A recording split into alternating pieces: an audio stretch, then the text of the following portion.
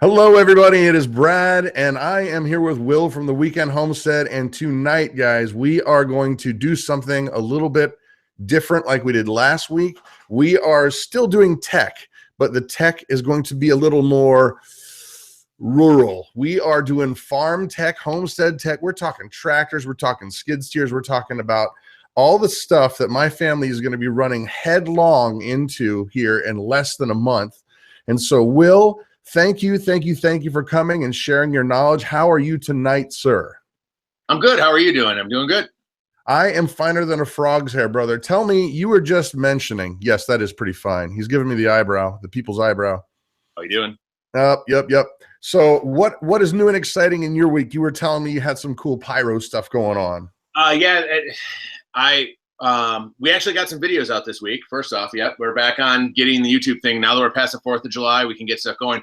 But the other item is this Friday, opening ceremonies for the X Games happen. So if you happen to have ESPN and all that kind of stuff, or whatever, ESPN 8 or whatever channel it is or something like that, they will have the X Games on there. And so any pyro you see for the opening ceremonies, that's me. And then any of the pyro for the next day for the award ceremonies and all that stuff, that's also me. So I'll be doing that. And then later that night, I finish in Minneapolis, and then I head up to Hinckley. If you happen to be in the Hinckley area and you're going to go see Kiss in the Cornfield, I'm actually doing the pyro for the Kiss in the Cornfield show.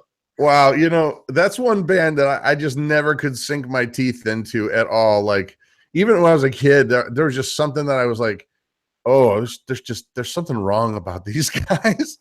Even though I knew it was all a big sham with the costumes and all that kind of stuff, but not a Kiss fan. I strike myself as more of an Iron Maiden guy. Yeah. Yeah, I'd have to say that, I mean, there's really two types of people, the people who really like Kiss and then the people who really don't like Kiss. And it's very polarizing. Like, you are either 100% all for them or not really interested. Well, and I don't think there could be a topic further from the Kiss and Iron Maiden world that we're going to just jump into right now, and that is farm tech, baby. They are polar opposites, but I got to tell you what, we are heading to the Great White North. You are still further north than we are, but we have got a lot to learn. And I'm seeing you smile. Are you seeing there a comment in there, something goody, a goodie? No, I'm just flipping through the comments here. We got a couple people. BC Truck's got a question about iPhone 7 and just kind of flipping through the comment list here. So a little bit of technology for you guys. I run the video stream here, and then on my iPad, I actually watch the stream there as it's going along, so I can kind of keep track of the comments, because before you were the only one who were able to see the comments, so then you had to kind of feed me, so now I can ask you the questions they're asking. So excellent. Well, then we will make that adjustment. And well, okay, so let's just start right out. Last week we were talking about the basics. What's going to be important, whether it's a tractor or a skid steer or nothing at all, or an ATV with a plow on it. And I've spent the week learning a lot. And so today I'm going to reveal our budget. I'm going to reveal my budget because I didn't tell everybody the budget. $1 million. No, we're not. But when we sell our house here, we're going to have some equity, and we're going to use that equity to buy some stuff that we need for the new place. Now, that said, I have a budget for a tractor / ATV / skid steer usage. And what I mean by usage is those things that I have to do with them is I have to lift heavy things. I've got, like, you know, lots of feed, possibly animals, hopefully not animals, because that would mean we really messed up and we're moving cows. That'd be bad. Lifting heavy things, moving heavy things. Snow removal is a huge thing for us. And then also getting gear and people from point A to point B, because the place we're going to is 30 acres.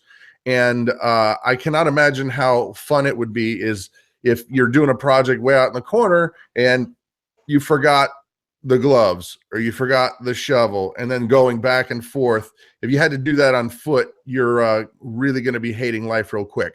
So all of this stuff that I would consider basic small farm stuff, because here's the scenario. We have 5 goats. We will have a mama cow who's a Jersey. We will have a calf who's a bull, but we will take care of that. And we're considering either chickens or pigs to start with. We've done both and we know how to do both, but we don't want to overdo it.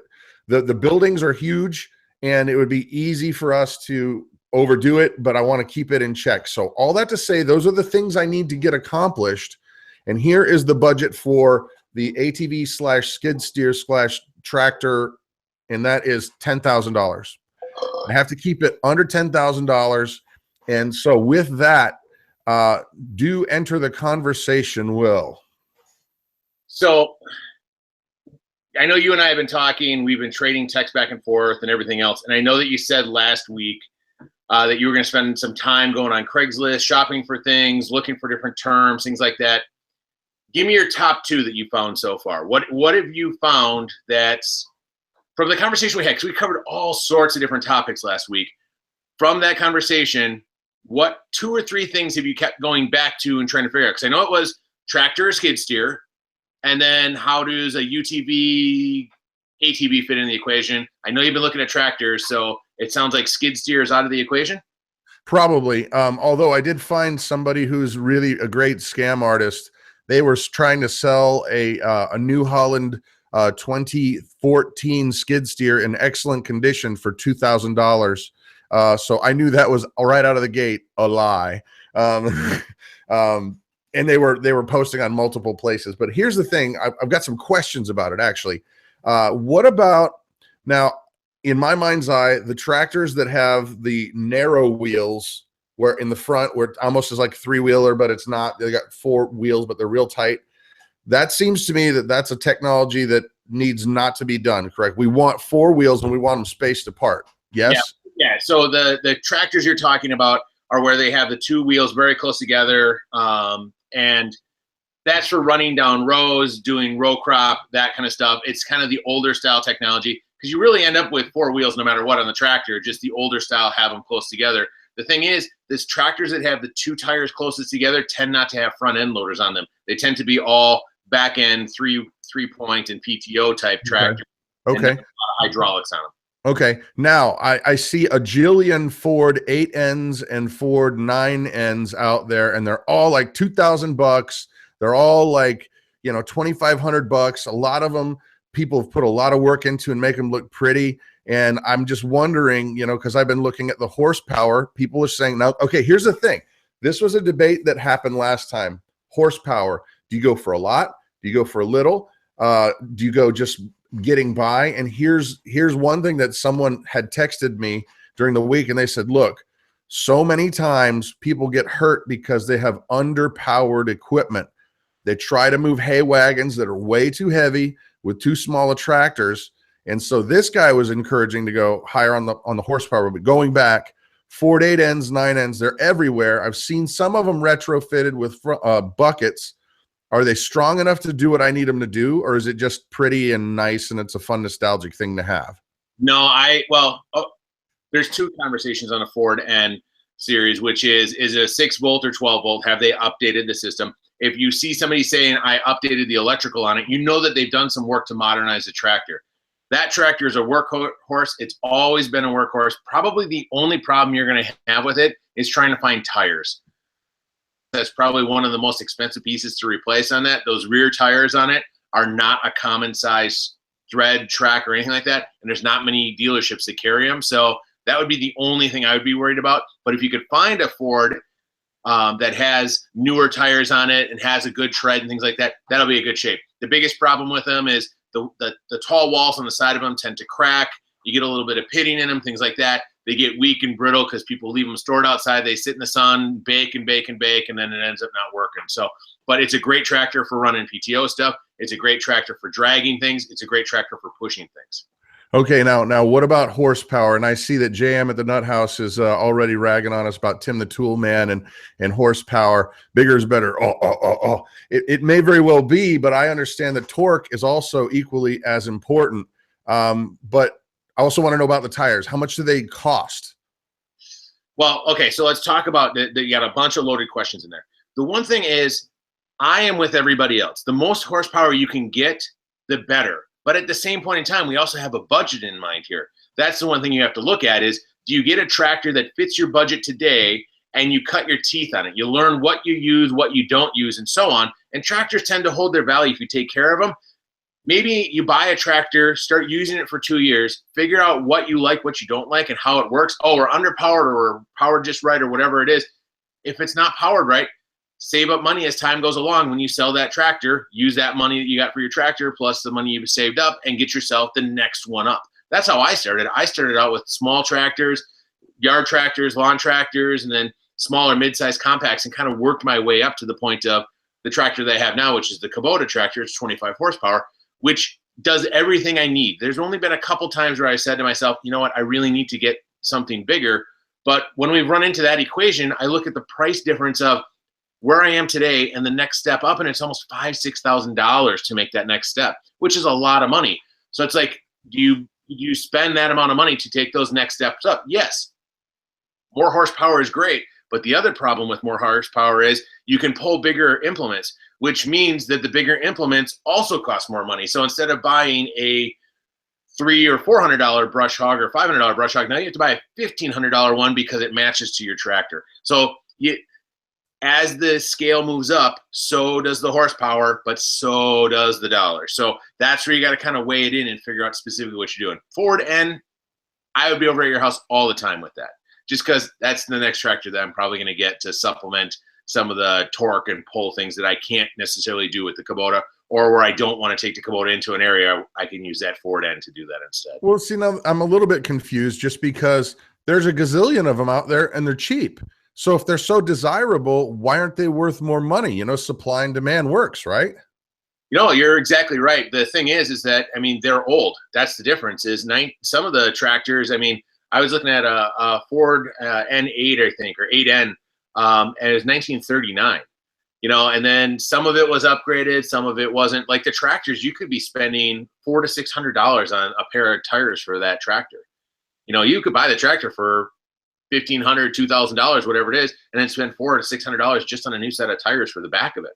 That's where they get you, is like if you got a tractor that has a 6-volt system in it and it doesn't start very well because it has a 6-volt system, you have to upgrade it. You might have to put $200 or $300 into the electrical system on that tractor. So that's the challenging part, is you can find Ford ends cheap, but they tend not to be very upgraded. Or you can find, let's say, like I found one for $3,500 just recently, but it had newer tires, upgraded system, and a new paint job on it. And it looked really good and it ran really well, but it's a little bit more than I wanted to spend. Well, that sounds like that might be a good start for my situation. What kind of lifting capacity? See, I would want to find one that had a bucket on it, just because I would need that and for my use. Now, the horsepower sounds like it's right. Am I going to be able to lift stuff that's like 800 pounds, 1,200 pounds? What can I look at? Well, that's the problem, is most of the Ford ends, even the one that I just referred to, the $3,500 one, doesn't have a bucket on it.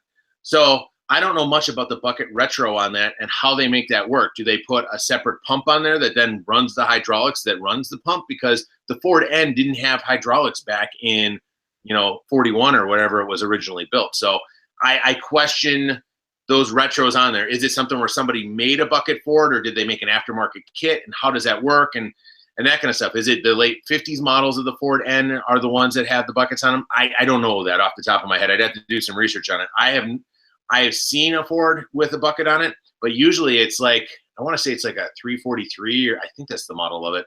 It's a little bit like a 1960s, 1970s, almost looks like a Massey Ferguson type tractor. So yeah, I saw some of those too, actually, the blue ones. And I saw one that was retrofitted, and of what do I know? I'm just looking at stuff and reading specs, and then going on to tractor, spec websites and trying to read and understand.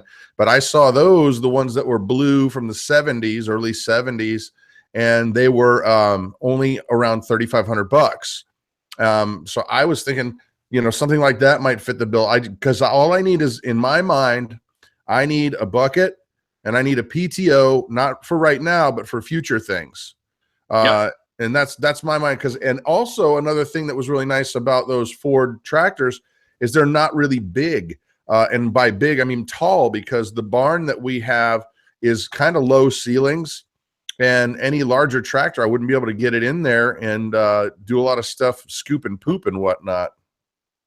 Yeah, here's the other thing is inside the barn. I mean, one of the things you could do if you had a a tractor is, I know this is going to be counterintuitive and a lot of people might give me the thumbs down on this one, but what about not getting a bucket for it? And hear me out on this for a second. So get yourself a nice blade so you can do some plowing with it, which is what you're going to need to do. You're going to need to plow, whatever, and so on. And then buy yourself a utility trailer that's sized for the tractor. That barn, if I can remember correctly when I looked at the pictures, because I know you sent me a bunch of them, it has a drive-through. And most dairy barns are a drive-through. So if you have to scoop poop or whatever it is, why don't you just drive in with a trailer, take a shovel, scoop the poop into there, because you're not really going to, I mean, you'll do one nice scoop with the bucket, but you're not going to go in there and clean the whole thing up. You're not going to get into the nooks and crannies. You're going to have to get out there with a shovel anyways. So why not just use the shovel to scoop all that stuff into the back into the little dump trailer you get or whatever, and then drive out the other end of the deal, and you're good to go. I mean, that bucket on the front, I love having a bucket on the front of my tractor. It's awesome. But for a first time, you're going to burn up a lot. I think you're going to burn up a lot of your budget when you start stepping in the world of hydraulics, which is where the buckets start coming into play. Gotcha. However, there's another piece to this puzzle, and that's moving snow. So whatever equipment I get, I'm going to have to move snow. And here's a thought that I forgot until today, is that the driveway to the house, it's not terribly long. It's probably about 75 feet long from the road to where the house would be. But it's not paved. Okay. So my concern is, do I get a bucket and use that to remove the snow, or do you get a blade, or how does that work? Because the max snow I've had here, I've got a yard tractor and I bought one of those blades for it, and you just push it off the side and it's no big deal and I'm done. Takes me 15 minutes to do like a 100-foot driveway. How's it work when you're talking, I don't have asphalt? And because I'm assuming you can't like just drag it right on the ground. You'll take big chunks out, but that's just an assumption of mine not knowing what I'm talking about. Sure. So let me give you a couple different examples. First off, the size of the driveway you have is actually about the same size as the driveway I have here in the city, and I do that with a snowblower in about 20 minutes. Like a push behind 24-inch wide cut. I mean, if you get a super wet snow, you might be out there for a little bit longer. But for the most part, if your driveway is only 75 feet long and 16 feet wide or whatever it is, tractor's going to be way overkill for something like that. You could probably hammer that out with a push snowblower and a blade on the front of a four-wheeler. Well, what about though the fact that it's not asphalt with a snowblower? Aren't you going to get rocks and stuff up in there? No, let's talk about that specifically, because I thought the same thing. So now we have properties that have gravel, right? Two items. One is once you get close to winter and you get the first freeze pack down on there, what'll happen is you'll get kind of a layer of icy, I don't want to say water, but icy snow packed down into the driveway. I just drop the blade down on the Kubota and I drag it across, and you're dragging across a big sheet of ice, basically. You know, it's never going to be perfect gravel. It's going to be nice and smooth. So when you set that thing down, and as long as your driveway is graded correctly, it'll just grade itself flat. The other thing is, on a snowblower, I don't know if you know this or not, but on the right and the left side of your snowblower, there's two little skids, and they have two bolts in them. You back those bolts out and you slide your skid up and down, and what that does is it moves your cutting blade up and down to leave a certain amount of snow on the ground. Gravel driveway, I just cranked it up, so there's probably about a half-inch gap on there. So when I blow the driveway clear, it leaves about a half-inch of snow on the driveway. Sometimes it'll pick up rocks here and there, but for the most part, it leaves all that on the driveway, and you just clear it straight off, no problem. That's the same thing I do on the Kubota, actually, too, because the Kubota has a snowblower on it. Ours, because we have 300 feet of driveway, so it's not like I can just push to it. And I just set those skids to the point where it leaves a thin layer on the driveway, and then as the sun heats it up and everything else, it melts off and kind of becomes ice, and it's just kind of a thing. But yeah, you can easily, like, we'll use our ATV on a gravel driveway, and I just set it so the little skids have a little bit of gap, and I just go to it and just push it off of there. Wow. So it sounds like I've got a ton of options, and now I'm actually a little more confused than I was last week, because it sounds like there's a ton of good usable options, and it sounds like I'm not going to have to spend $10,000. That's the thing, is that's what I was trying to get to, is like, what if you spent $5,000 to $6,000 on a tractor and the implements with it? Because you're going to have to get implements, you're going to have to get little trailers, you're going to have to get things that work well for your situation, and then buy yourself an ATV that has a blade on the front of it and a little you said it before. I think that you have a push snowblower or whatever, or your lawn tractor has a push blade. It's just a blade. Yeah. Blade up and then go to town and do your driveway. I mean, I don't think you'd have a problem with it. I will say that if you do get a ridiculous amount of snow, which has happened before, we've gotten 18 inches in a shot. It's not going to take you 20 minutes to do the driveway, but even if it took you an hour or two, that's a lot better than spending thousands of dollars on equipment for the 1 or 2 times that you actually need it over the winter. And then you have to maintain all that stuff and hold on to it anyways. Gotcha. And well, I tell you what, the funny thing is that I see that my wife's in the chat here, and she's probably cheering when we're talking about the Ford 8 ends and 9 ends, because in our mind, when you see those things, and they have them here all the time, even, you know, guys fix them up and sell them on nearby. And it's like the nostalgia. That's like, that is what it is to be old school farming. And I know that she would be cheering if we could find something that had like a bucket on it. And that's probably, yes, I am, she says. And that's probably what we'll look for if we can keep that price down, or something similar. But let's move on to another issue that is going to be in our face pretty quickly, because we do grow as much food as we can possibly do on our homestead. Here on our 1 acre, before everything shut down, we had chickens, we had rabbits, we had goats, we had bees, we had a cow, we made milk, we made cheese. Well, we didn't make the milk. We made cheese, we made butter, we make all these kind of things, and we had a big garden, and we produced a lot of fruit and had an orchard and all that kind of stuff. So for us, getting back to growing stuff is going to be important. Now, greenhouses, because you live up there in the Great White North too. We were actually at a flea market in Shipshewana, and we bought a bunch of connectors to use regular electrical pipe to build your own greenhouse. I don't think it's going to work. I think I'm going to end up using it for just like to keep snow off of some equipment. But tell me about greenhouses and growing. I've seen your orchard looks amazing, but getting food out of the ground is an importance to us, and I understand that I have to be thinking about that now, because I can't be thinking about it just when the spring starts happening. Okay. You are actually talking about a topic that I haven't announced this project yet, but it's going to be the 2018 project, which is I've been collecting up materials to build a mega greenhouse. Mega. Like we're talking, I'm thinking 16 to 20 feet long or wide by 40 feet long. Yes, sir. Yes, sir. You can have trees in there, brother. Yeah. So here's where I'm, and like I designed it so that the sides are, you know, they come up about 4 feet, and then all the panels along the edges all come off. So in the summertime, we can just take the sides completely off of it and have all the raised beds in there. So we don't even have to transplant. We can just plant a garden in April, let it run all year long. When it starts getting too hot in there, take all the sides off it so it's open all season long. When we get to the fall and it starts getting cold again, put the sides right back on it again, and extend our growing season from Memorial Day to Labor Day to maybe the 1st of May to the end of October. And that way we can have plants. I keep the deer out of it. I control the pH, have raised beds in there, all that stuff. And I'm trying to figure out a way to do it for less than $1,000. $1,000? Yes. Wait a minute. No, hold on, time out. Because you have enough.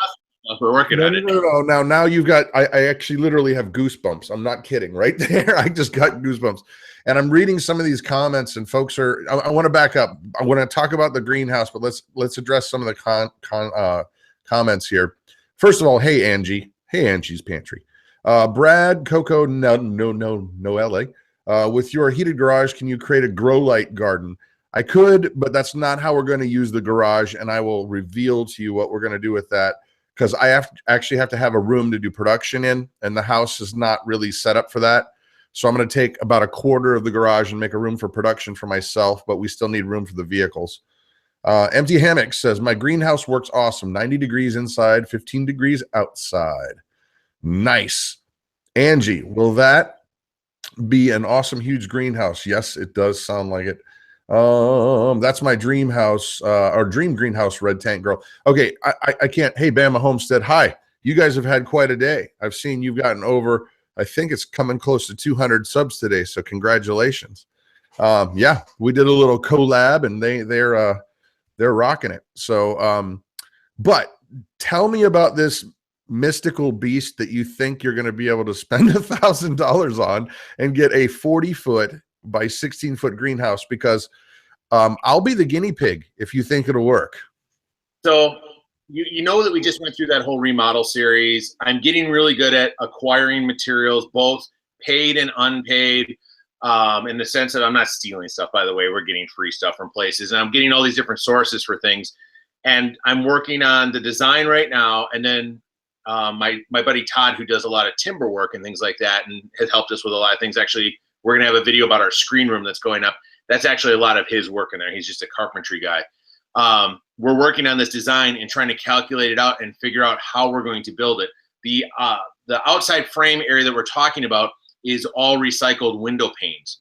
So I'm trying to basically get panels and then make the panels the same size, and we'll just have wood frames that they snap into and snap out of. And it's all about the build of the construction, the design. It's mostly just 2x4s, 4x4s, and 4x6 or 2x6s, to build the frame. The roof of it will be that corrugated plastic stuff, which is actually pretty inexpensive. And then the rest of it will be just recycled materials.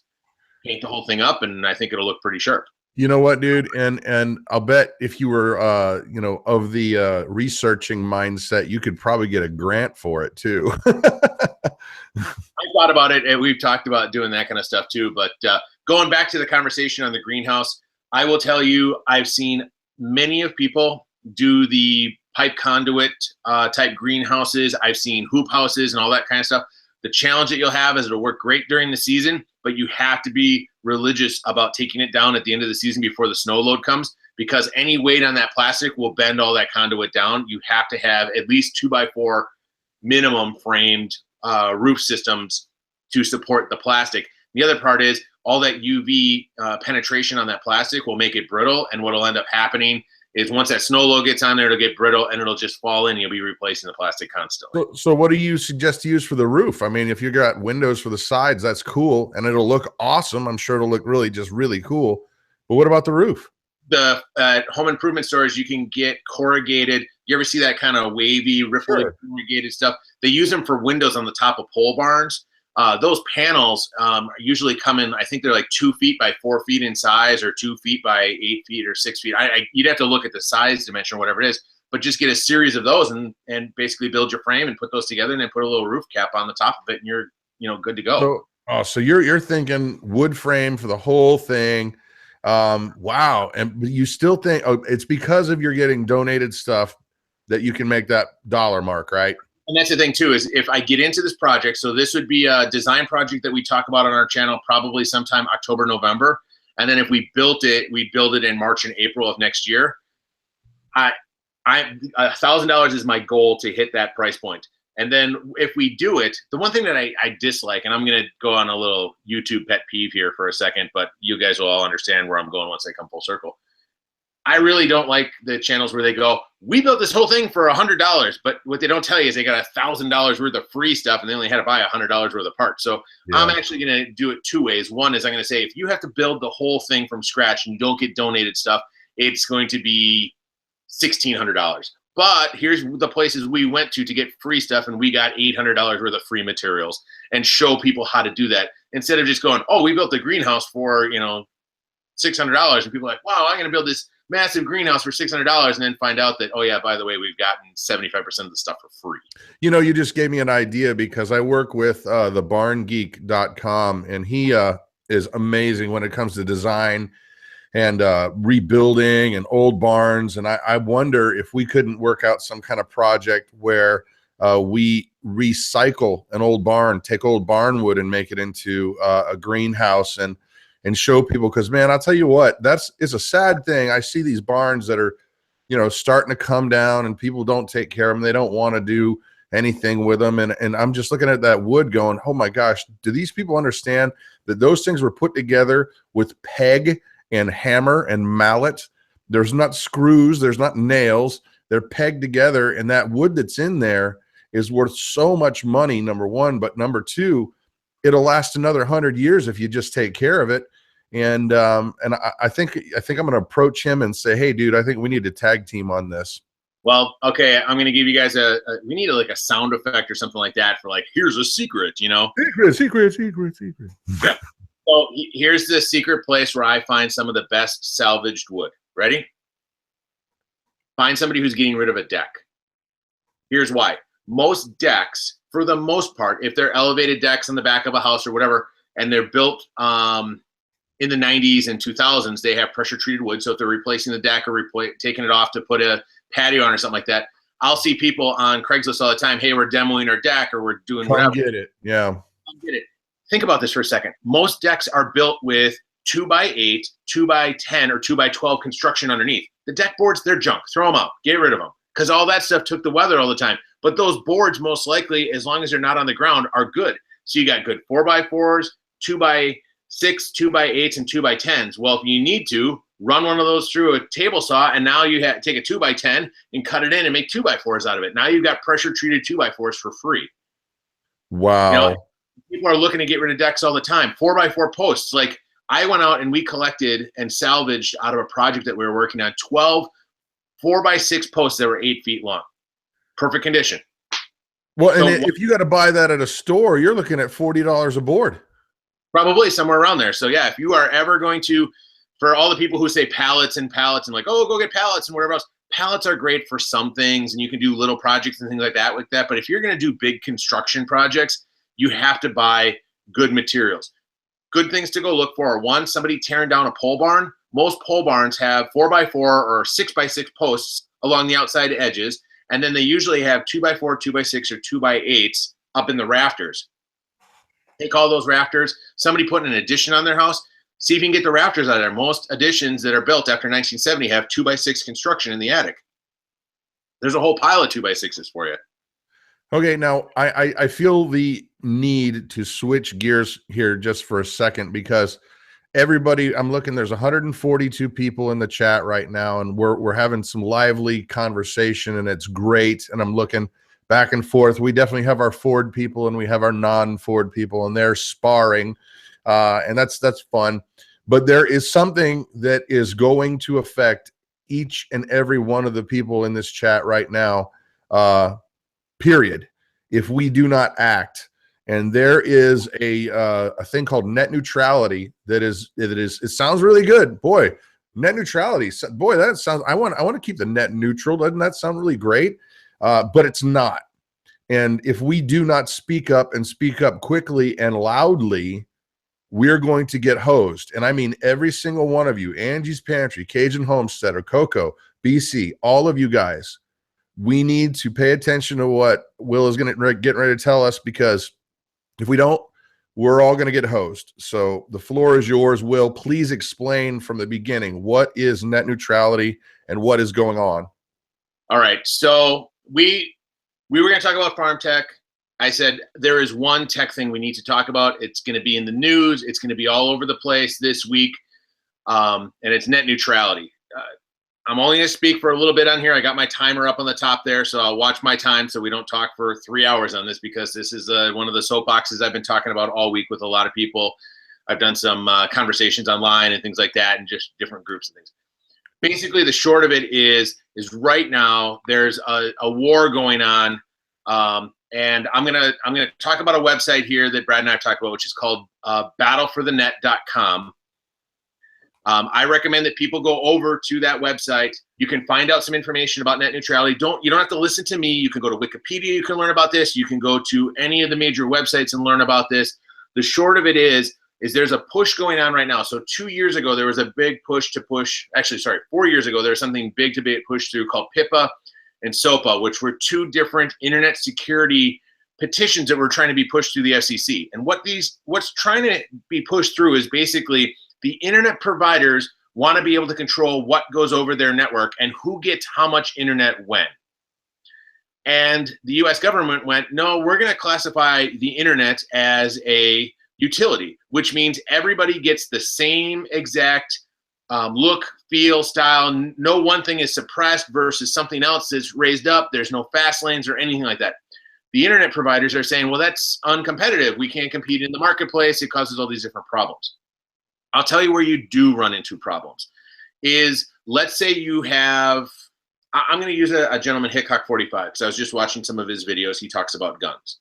Well, let's say he has a website that's about guns and so on and so forth, but the folks who run the internet at Verizon don't like guns, and they decide, you know what, anybody who's looking at gun videos gets a slower speed, and anybody who's looking at My Little Pony videos gets a faster speed.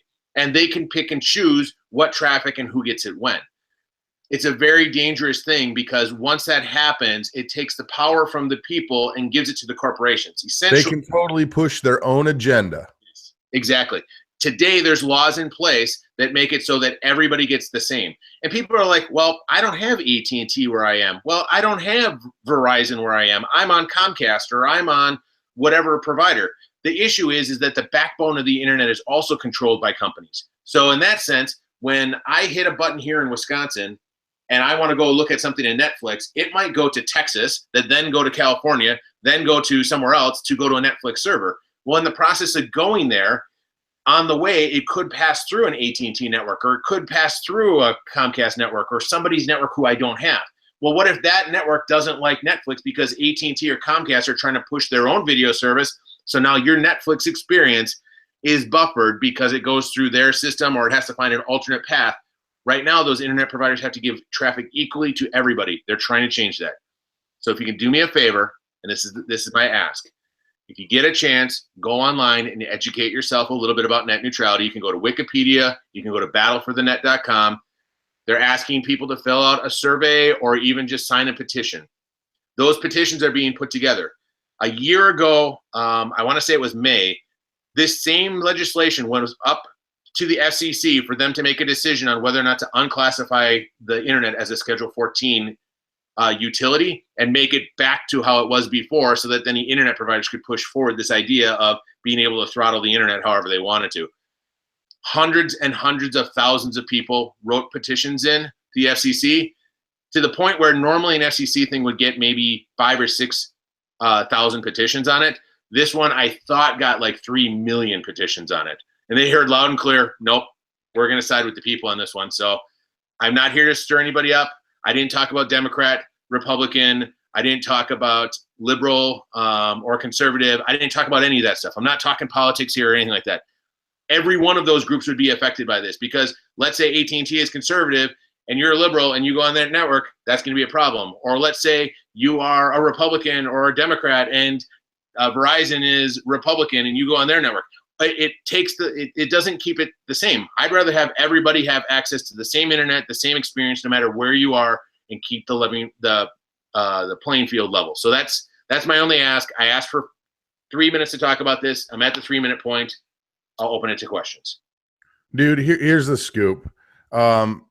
This is outside of party politics, without a doubt. This is about control. This is about pushing agendas. And don't kid yourself that if we sit back and just do nothing, then they're going to push their own agenda. Follow the money. It's always about money. It's always about power. It's always about control. And I don't get on these soapboxes very often, but here's the thing. The reality is this. What's wrong with the internet right now? That, these politicians that you hear preaching about it, they say, oh my gosh, we need to make sure that everyone has access to blah, blah, blah, blah, blah. There is not enough freedom on the internet. And I'm thinking to myself, hold on, wait a second. I can go to a public library and for free open up a website for free through WordPress or any number of sites. And I can open a website. I could make money on a website for free. I could do any number of things. I could push an agenda politically. I could say that I want to push a religion. I could push an ideology. I could do whatever I want for free through the public services. And they're telling me this is not free enough. I got to tell you what, this is the kind of thing that makes my head explode, because all they're trying to do is control you. That's all it is. They want to be able to manipulate. They want to be able to control. And it's the same thing with these companies. It's the same thing with these politicians. And I got to tell you what, we got to stop and just go, you know what? No more. I'm going to take my time. I'm going to make sure that my voice is heard. And if it takes 10 times, we'll do it. Because guys, this is the kind of thing that you could wake up in 6 months from now, all of the stuff that you know and like is completely not the same. And you'll be like, wait a minute, why is it that I can't get Hickok 45, to use Will's example, which is a great channel and I love it? Why can't all of a sudden now I start to watch a Hickok 45 video and it sputters, stops, stops. But I can watch, 10 million Dora the Explorer videos in HD all in a row. Well, who's pushing that agenda? Somebody is. Somebody's making sure that that money gets to where it wants to be. And I got to tell you what, we got to stand up. Let me throw this out there, because this is one of the most debated points, and I brought this up earlier and we talked about it. And then I'll be off my soapbox, but a lot of people are saying, well, can't happen. This isn't happening. This isn't possible. And I bring up, I'm going to use Verizon just as an example, Verizon hotspots, because I know a lot of people, I've seen some stuff pop up here about Verizon and using hotspot and rural internet and things like that, and using my phone for internet and stuff. So I'm going to use Verizon as an example of exactly how they're doing this today. And this is how it happens. So Verizon has a service called Go90.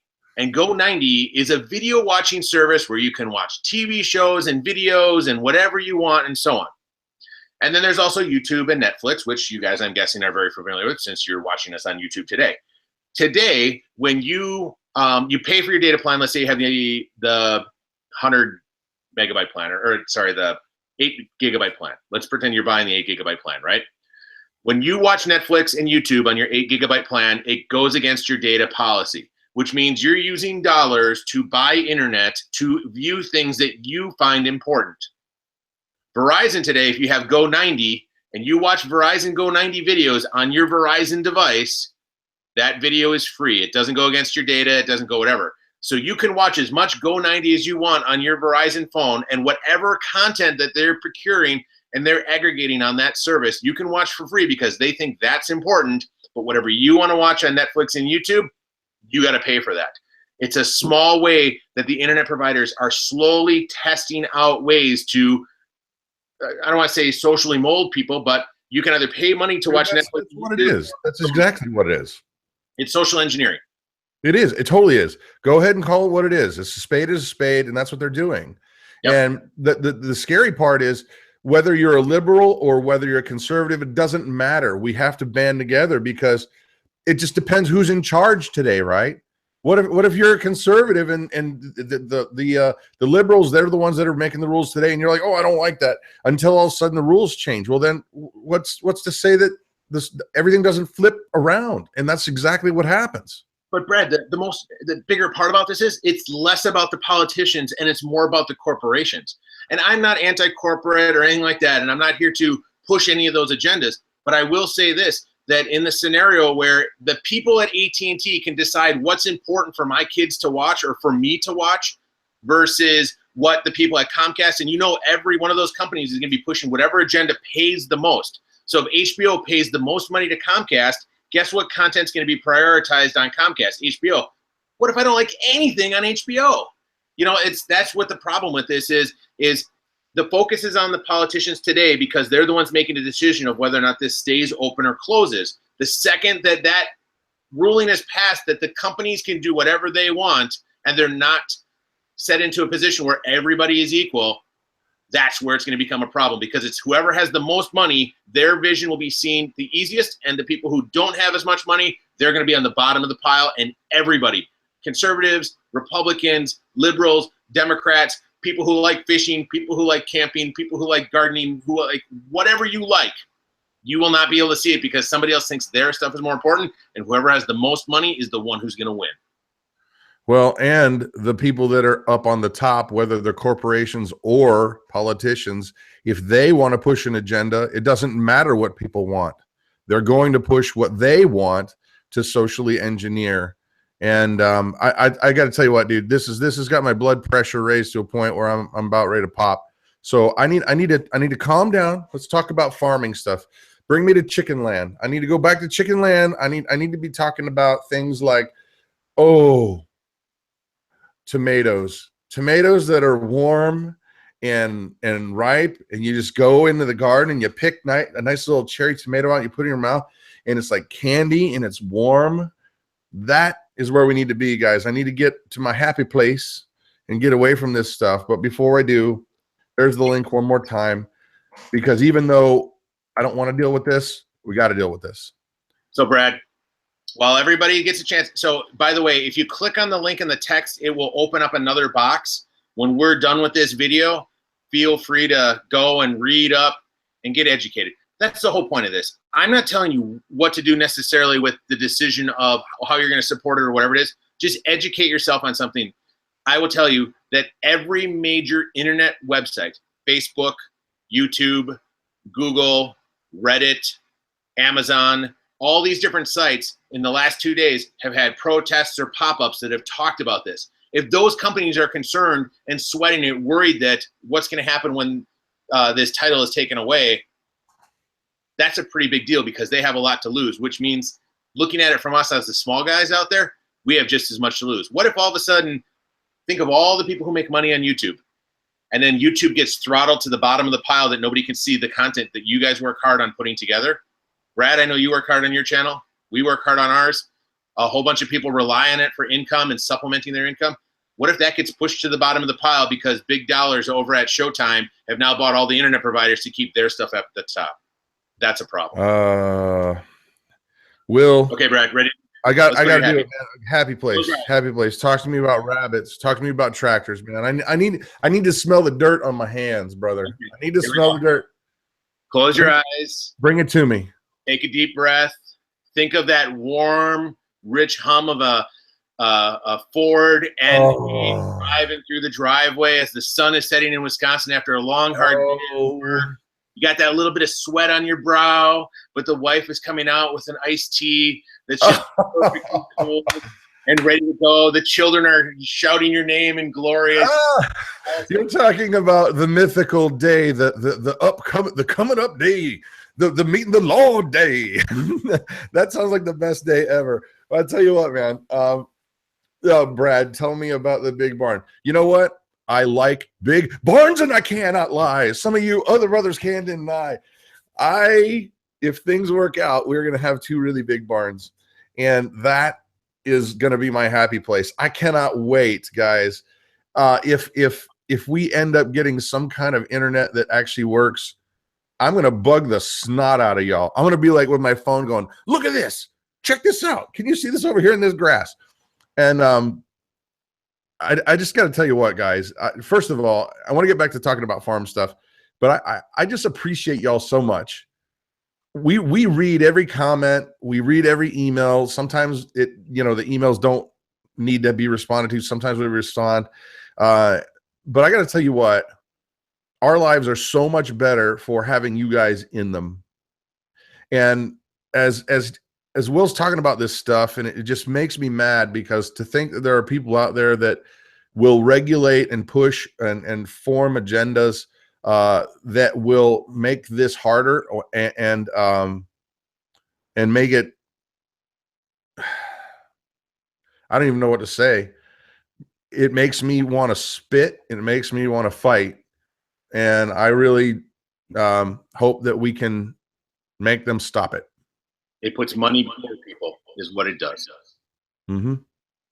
All right. All right. Give me something happy to talk about, because we got 10 minutes, dude. I need to get back to my happy space. All right. Can I ask one of the moderators to do a favor for me? Can you post a link to my channel? And the reason why is I want everybody to go check. We just hit a milestone. Yeah, I know you're gigantic, Brad, and I'm just a little guy, but we hit 3,000 subscribers today. 3,000 subscribers, dude. I'll tell you what, you got there a lot faster than I did. Not too bad for our first year. So it's growing at a good pace. The biggest issue I had was for about 40 days, I couldn't do any videos because we did all the pyro stuff. I tried to do some live streams and stuff like that, but we had a video come out on Monday, kind of reintroducing our channel. Tomorrow, if people want to get an update on a remodel project, by the way, that goes live tomorrow on our channel. I'm doing the exterior and then the preview of the screen room. Screen room?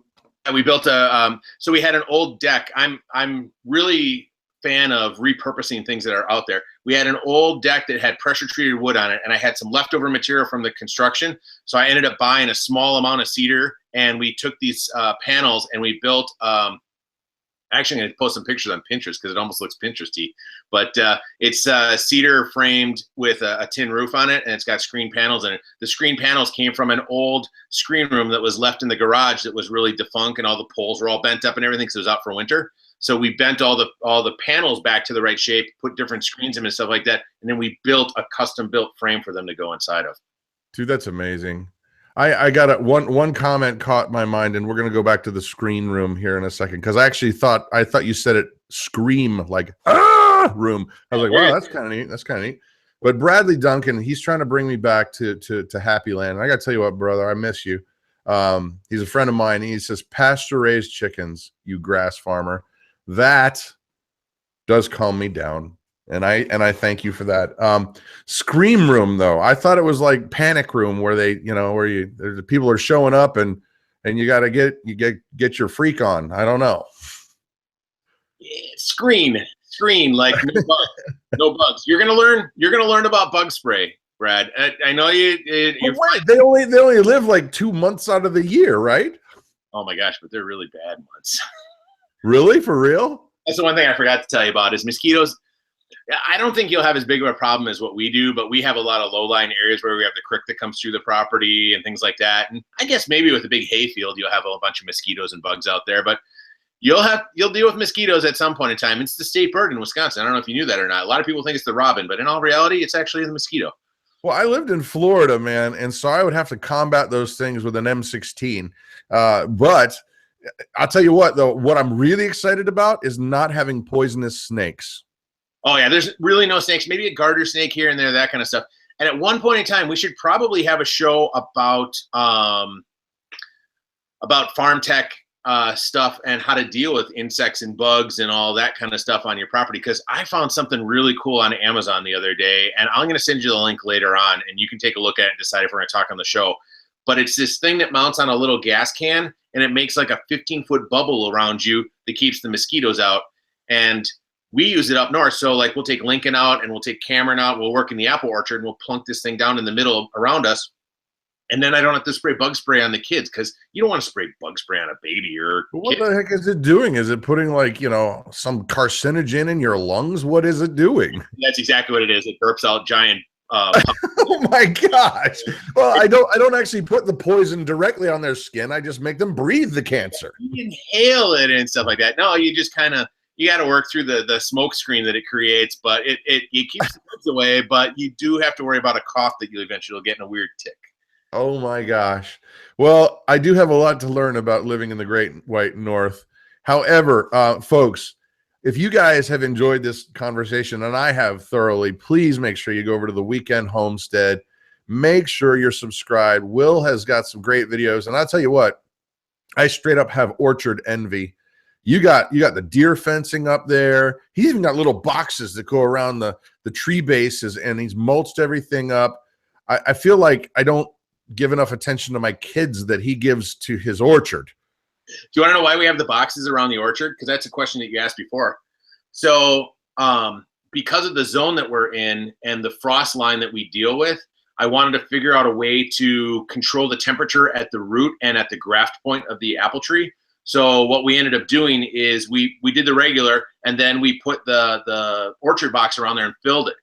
What does that box do? One, it makes an insulated box of 6 inches of insulation over the top of that root ball, which makes our success rate of the trees making it through a winter much better. Two, it keeps the moisture at the tree itself so that the roots have it and it doesn't dry out. And number three, when I mow the orchard or have to weed whack, I have nice smooth edges that I can cut against with the lawnmower, go right by with the riding lawnmower. And what ends up happening is I don't suck up a whole bunch of mulch every time I drive past them. I don't have to remulch the boxes. You see him mowing his orchard.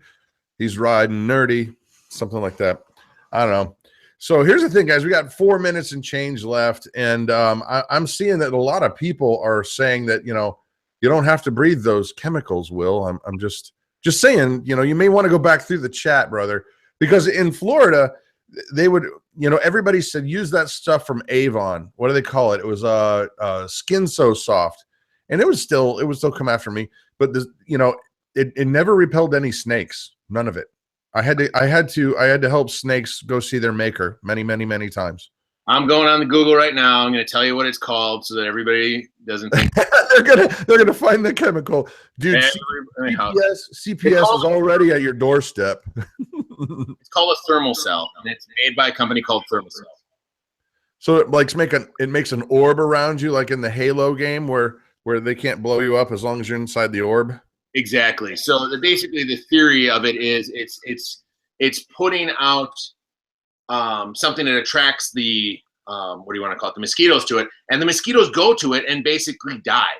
So instead of flying to me and picking up the carbon monoxide I'm breathing off, instead this thing is doing it. And basically for a 15-foot area around this thing, the mosquitoes go to that instead of coming to me. That's what it's doing.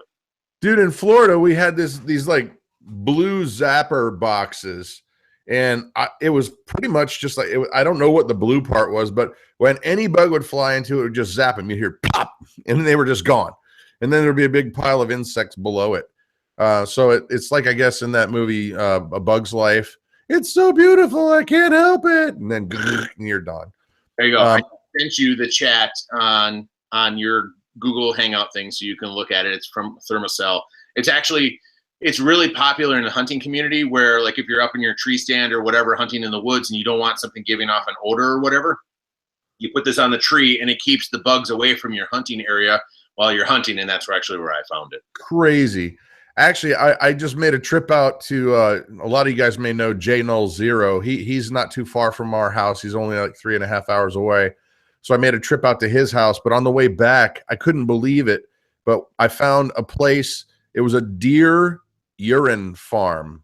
So I'm assuming they must have deer there that wear diapers, and they wring them out every so often to gather their urine. And I guess hunters like to wipe that on themselves. Is that the case, bro? No, I'll explain what that is. So, boy, we are way. I know. Well, you only got 1 minute, so go. Okay, so here's what that is deer estrus is what it's called. And when deer go into heat, they give off a certain smell, which excites the bucks, which brings it in. So the bucks will smell that. So what they'll do is they'll take a rag or something like that and put it on there, and then put it in the tree near them. And it's actually not to cover their scent. What it is it's basically giving off a natural scent that, hey, there's a doe here that's in heat. The buck smells it, comes into the area looking for the doe, and then boom, you're hunting. So generally speaking, if you're wiping that stuff that makes the boy deer think that you're a girl deer and you're ready to rock and roll, you really don't want that on you. Oh man, I'll get a little bottle and I'll let you smell it, and I guarantee you'll be like, oh. Like, no, it's not that. I'm just more concerned that what's going to happen when that buck finds out you're not the real deal. Well, you're usually up in the tree stand 20 feet in the air, so those things can climb, man. They got claws. What? They're wily. Those deer that are ready to rock and roll. Everybody in the chat, thumbs up for Brad. And that's what he's saying. We're done here. We're out. And we're out of here. So battleforthenet.com. Here, I'll put it one more time. And guys, do not forget to go see Will, the Weekend Homestead. And I'll tell you what, this is kind of more of the show that we're going to start doing. I think we're going to kind of just wing it. We're going to be mostly farm, some tech. His life is in tech. My life has been in tech. And I don't think we can avoid it. But what I will say is it's really exciting to me to get into this whole farming thing. And man, there's nothing like the smell of a tractor tire in the morning, right? Is that what that movie quote is? I think that's how it went. My comment is, more than anything else, is I like the fact, and don't get me wrong, when you and I talk about tech, it's you and I talking about tech and a bunch of people watching us talk about tech. When we talk about farming, I actually love having the chat right here, just watching it scroll by. I'm watching it too. Yeah. It's kind of cool. It's like, hey, what can I say to Brad that'll kind of get him a little worked up, and then see how people, come back and respond and everything else. Like right now, everybody's talking about deer wearing, which is just the strangest thing. Well, I mean, it depends on where you live and your accent. It's all about the accent. I guess so, but soon to be from Wisconsin, so you'll understand. Well, I was born in Milwaukee, brother. What part of Milwaukee?